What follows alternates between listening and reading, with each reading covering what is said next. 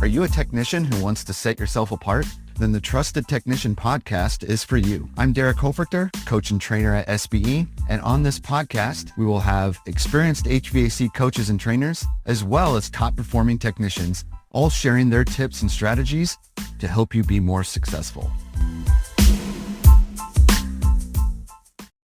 Hey everybody, this is Coach Derek. The ideas and the strategies that you hear on this podcast come from training and coaching. If you would like access to this coaching, the stuff that you hear these technicians share on this podcast, it's made them super successful. We want to coach and train you. We're going to be coming to a city near you for a live 2-day in person, where you're going to be learning how to have higher average tickets, how to close more opportunities, and how to become the trusted technician. Visit sbeodyssey.com to see the cities and the dates. We'd love to see you there. All right. Welcome to the Trusted Technician Podcast. This is Coach Derek at SBE. Today we have Jonathan with us from Woolridge in Virginia. Jonathan, welcome to the podcast. Thank you, Derek. Glad to be here. Yeah, man. Thanks. So let's just get started with the basics. What got you into HVAC?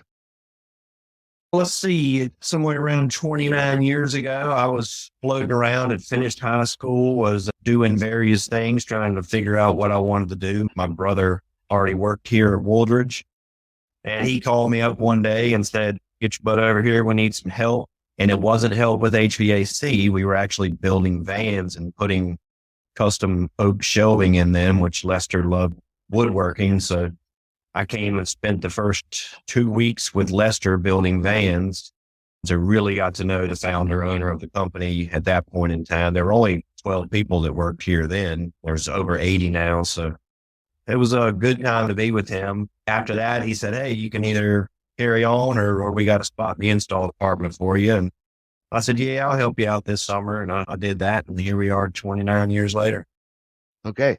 So right after van work and all that, right into running calls, or did you do some install, Oh, sorry. I was in the install department for 11 years. So I went into an install van as an apprentice, worked with one of our electricians who's still here. He's been here 36 years. And worked that whole summer under that guy, learning it, took over my own truck after about 6-7 months. Did that for 11 years before I moved into service. Okay. So what do you like about being a service technician? Just the pace. I like moving from call to call. After about an hour, I'm going to get bored pretty easily, especially with the weather like it is now, tune-up season. And I know y'all used to talk about this, but it's hard to stay consciously competent. You get unconsciously competent and you just kind of move through your motions and you do your thing. And when you do that, you miss opportunities. So you have to really focus to stay consciously competent with your actions. Yeah, no, for sure. So, Jonathan, something interesting, so you do really well, you're in our top ranking. You do usually around 1.5 million a year. Last year, your numbers had a little bit of a drop. You did 1.16, but you didn't work the summer at all. Is that right?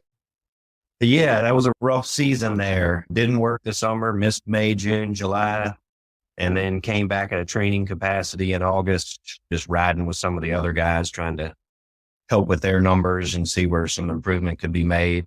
Yeah, and then went back in late August, early September, started again.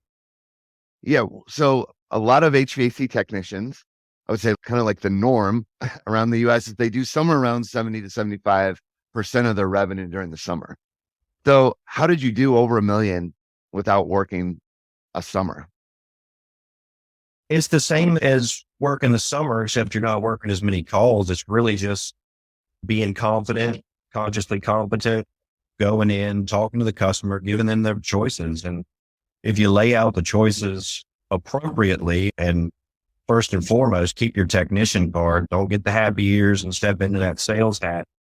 Give them the options. Hey, I can do this for you. I can do this for you. I can do this for you. Like we always say, they've probably thought about this day at some point previously, and they kind of know what's going on. So I never even mention the system option. I'll say, well, you've got this, and then I can do this for you. And then what the last one is, kind of in a jesting way. And they said, "Oh yeah." And then they sell it to themselves.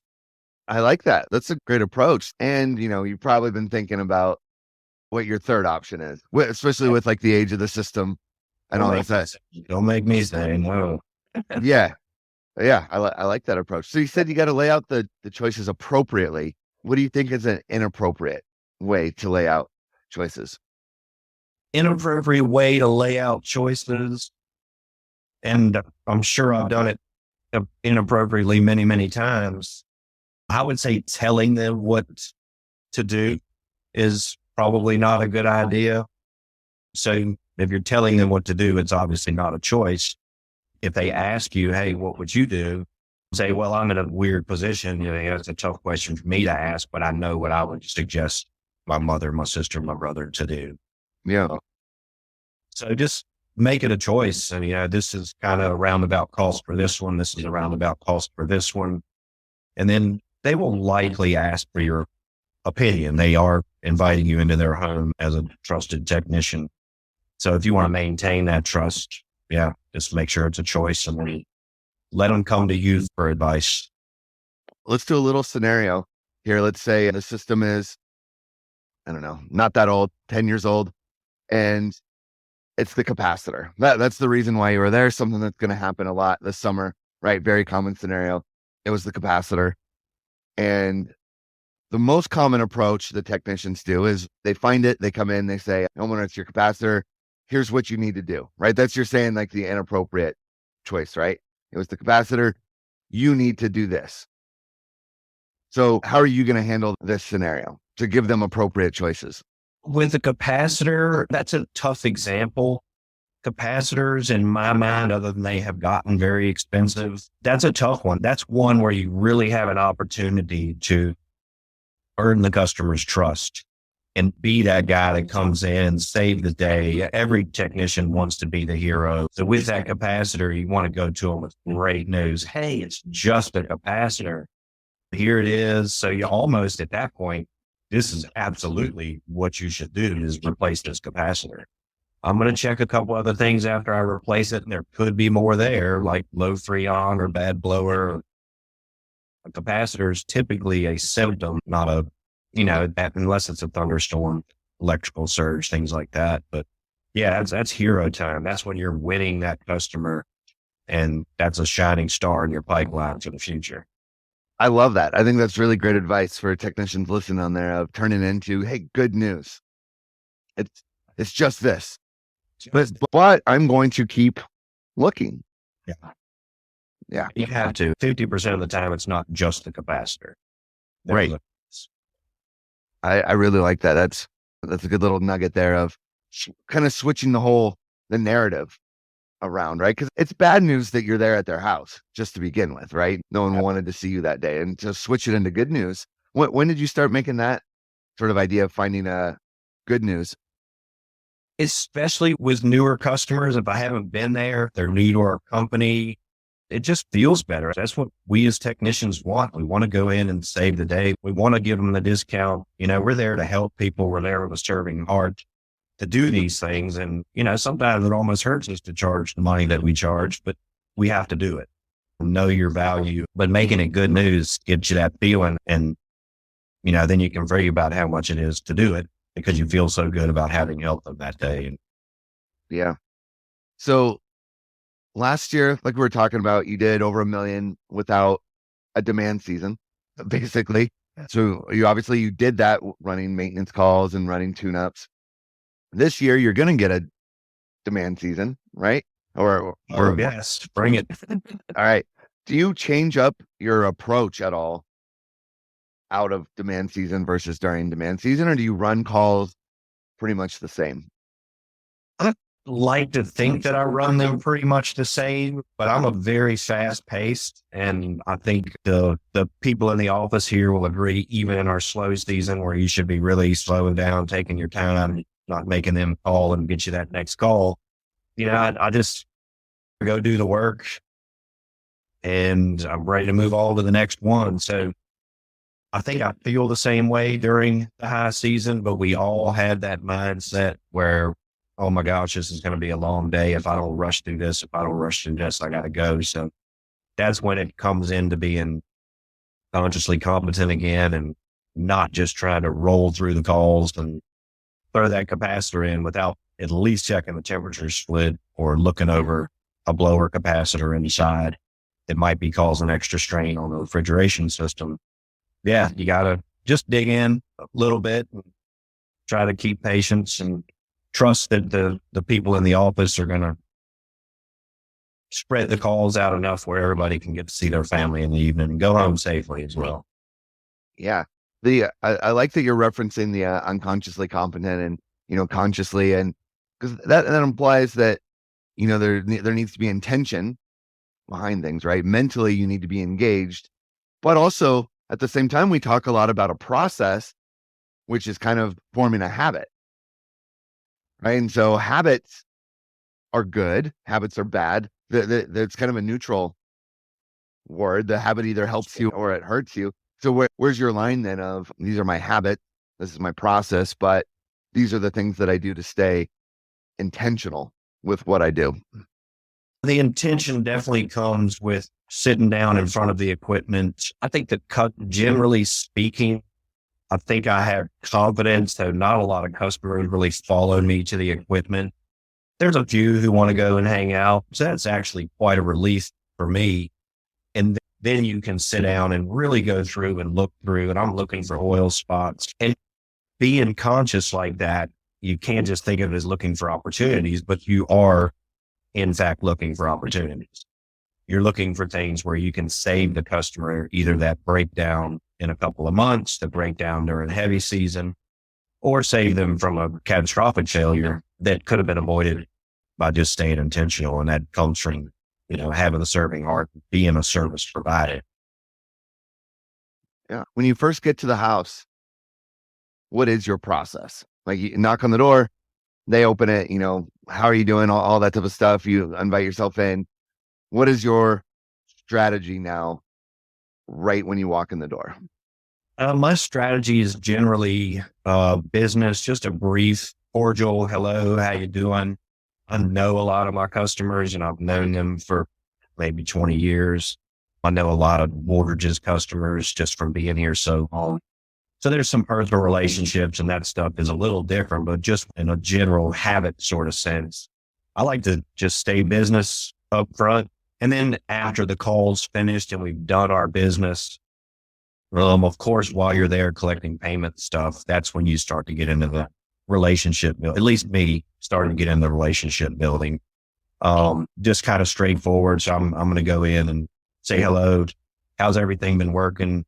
A lot of people want to take you for a tour and show you everything. And sometimes you can tell that they don't want you to. And if you get that sense, I will say, hey, I can find everything, man, a few thousand houses. I'll come find you in a minute and let you know if I have any questions. So I kind of put them at ease, let them stay in their routine, let them stay king of the castle and kind of stay out of their way as much as possible until something comes up. And then, you ask them permission, of course, at that beginning. I'm going to come find you if I see anything to be concerned about. And so the habit's just straightforward. I wouldn't even call it a habit. I've been doing it for so long. It's obviously a habit. I don't even know where it came from. Yes, that business approach, at the beginning, and then a little bit more relationship towards the end. Is that just more your personality, or is that actually something that a strategy or decision that you made to help you be better at being an tech? Where did that come from? I think it's my personality. I think 90% my personality. I certainly do the upfront contract to some degree, and it's a great process. And I've taught it to technicians. And when you're first getting started, you have to do that. You have to do that to learn how to be there and figure out what the customer is thinking. And that, yes, definitely my personality.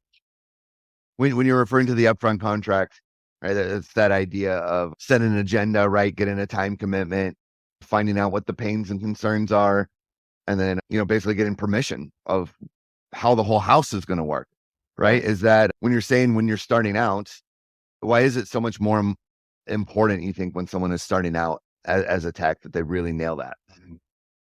Because the customer will, one, allude to their pains and concerns, and then you can make sure that you earn their trust by addressing those, whether it's even just addressing them verbally. And a lot of them are just a lot of them are just verbal. I just need you to know that this is a concern of mine, and I'm going to keep an eye on that for you and take care of things. And, unless you know the customer already, you got to find those things out. I hate changing my filter. It's up here and doing this. Well, let me see if I can find another way to do that and make it a little bit easier for you. And I have a couple of customers who like to just put it in their phone calendar. That's the easiest way. And some of my customers also like to do their filter every time they get their electric bill. It's just a reminder. Just give them little tips and tell the stories of all the hundreds or tens or thousands of times you've had other customers give you tips and tricks to help them out. So you like to utilize third-party stories. Absolutely. Their stories are great, especially if there's one in the neighborhood. And typically there's one right down the street. I don't usually name drop or anything, but I'll say, I was down the street about 5 houses down here. And then they'll say, oh, are you talking about so-and-so? I know they use you. And let them bring that stuff up and then tell them the story. Yeah, she's in a similar situation and had some growth in her unit. She decided to do some indoor air quality products to deal with that. And then we're in a whole another conversation and talking about IAQ and UV lights. I'm glad you mentioned that. Stories are so powerful. Like you said, we can't remember like somebody's phone number, but we can remember a 20-minute story, right? It's just the way that our brains work. And I feel like they're so highly underutilized by technicians, or there's like a hesitation to do it or something like that. So I'm glad that you mentioned that, because as you found, right, stories, and doesn't it like take the pressure off of you to try to like have to sell, or you can just tell a story? Well, it does, but it really puts the customer at ease more than takes the pressure off of me. I'm still there to do a job and everything else, but it certainly puts the customer at ease, and you can almost see their shoulders drop and their hand come off their wallet. They're just relaxes them. Oh, now we're just chatting. Yeah. Stories. Yep. Everyone loves a good storyteller, right? That's been in our human history, I think, forever. That's really good. If a technician is just brand new, right, and they're starting out, how do they go about collecting stories? What would be your advice for them? Because they might say, well, you've been doing this for, how long? It would be easy for you to have stories. What would be your advice to someone in that position? I think part of the training process is me telling stories and other people telling stories, and you can use those stories for yourself. It doesn't have to be your story. You can, we all share stories from several thousand years of history, and we share them down the line. So yes, somebody else's story. Hey, so-and-so said they did this. You can do that with your customers too. Hey, one of the guys I work with had a customer who did this. Use those stories and tell those stories as if, you're just sharing that third party story. It's great advice. All right, Jonathan, thank you so much for joining us on the podcast. We really appreciate it. It's my pleasure. Thanks for having me, Derek.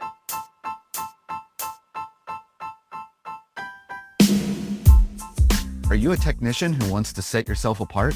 Then the Trusted Technician Podcast is for you. I'm Derek Hofrichter, coach and trainer at SBE. And on this podcast, we will have experienced HVAC coaches and trainers, as well as top performing technicians, all sharing their tips and strategies to help you be more successful.